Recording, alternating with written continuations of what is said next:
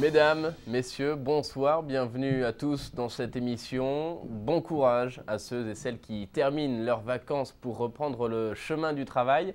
Mais avant le travail, prenons le chemin de Compostelle, si vous voulez bien. C'est un pèlerinage mythique et millénaire, une tradition médiévale, un chemin de vie et de spiritualité qui mène en Espagne jusqu'au tombeau de Saint-Jacques le Majeur.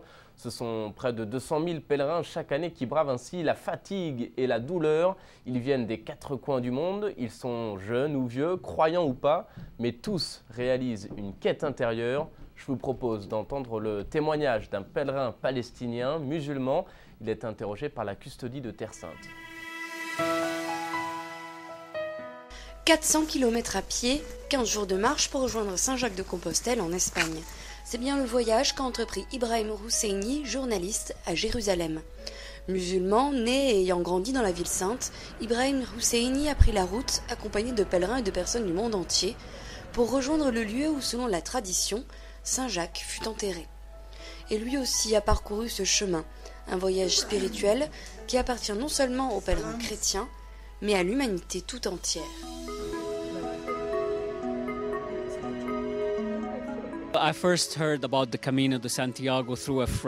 J'ai entendu pour la première fois parler du chemin de Saint-Jacques par un ami qui vit à Bethléem et qui était sur le point de le faire pour s'accorder une pause personnelle.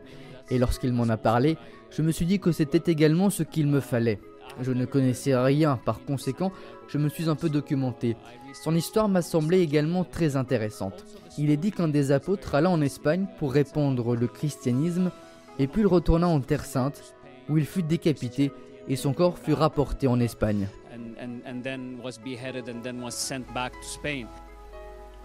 Ibrahim Husseini a rejoint l'Espagne via Amman en Jordanie avant de commencer son périple en partant d'un petit village du nord du pays. En route, il a rencontré des compagnons de voyage du monde entier. J'ai opté pour le parcours de campagne. Nous sommes amenés à rencontrer tellement de personnes intéressantes de toutes nationalités, de l'Europe, du nord de l'Amérique du Sud, de l'Asie, jusqu'à la Corée. Mais durant ces 15 jours de voyage, les moments de solitude n'ont pas manqué. Une occasion pour réfléchir et faire le point sur sa vie. Being alone is part of the Camino. Être seul fait partie du chemin. Il est très fréquent de marcher tout seul pendant plusieurs heures et parfois même un jour entier. Et cela permet bien évidemment de faire le point sur sa propre vie, la carrière, les relations interpersonnelles avec la famille, les amis. Parfois tu es triste, parfois tu es content. Tu pardonnes à beaucoup de monde et tu décides que tu ne permettras plus à personne de te traiter d'une certaine manière. Un parcours spirituel qui est avant tout une épreuve physique. Résister à la fatigue, aux douleurs musculaires, trouver la force de continuer, au-delà de la faiblesse physique, fait aussi partie de ce chemin. Very tiring, very challenging. The worst moment Ce fut difficile et m'a demandé beaucoup d'efforts. Le pire moment fut le 5e et le 6e jour parce que j'étais encore habitué à la routine quotidienne de marcher 25-30 km par jour. Mon corps était encore en train de s'habituer et j'avais des douleurs aux pieds et aux jambes. Il y avait des moments où je ne savais pas si j'allais pouvoir continuer.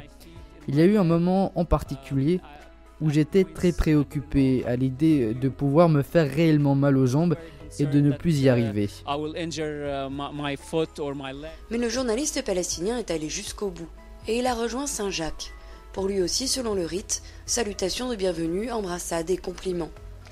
Mais avant tout, une réflexion personnelle qui est aussi un remerciement pour la vie en elle-même.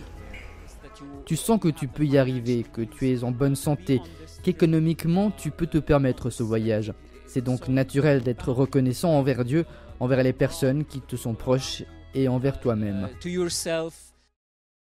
En bref, notez qu'une conférence en mémoire du 30e anniversaire de la visite de Jean-Paul II à Québec se tiendra le 13 septembre prochain à Québec. La liste des conférenciers et les détails sont en ligne sur le site du diocèse. Merci d'avoir été avec nous, c'est la fin de cette émission. Je vous souhaite à tous une très belle soirée, à bientôt.